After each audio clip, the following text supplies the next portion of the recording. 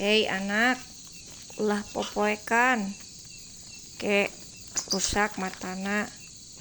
Bentar nih, ku ibu dibikin api supaya caang. Nya kumaha deui atuh da keur alirannya. Wayahna lah lampu pareum kudu make cara primitif.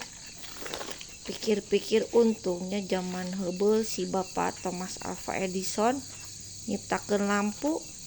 Duh, lamun teu meuni hese kieu dek caang teh.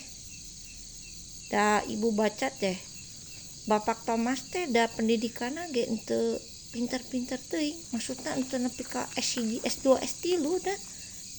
Cenah mah nya pan zaman harita teh can aya lampu. Jadi lamun erek peuting-peuting teh ka kamar poek kudu nyalain lilin. Teu masalah sih tetep caang, tapi teh da cuman sebentar.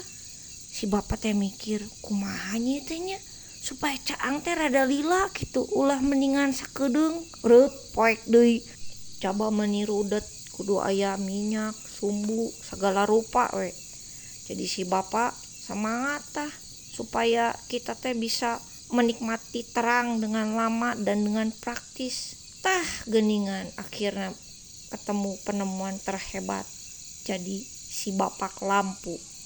Tuh da ibu mah geus pareum deui siseuna teh geuningan.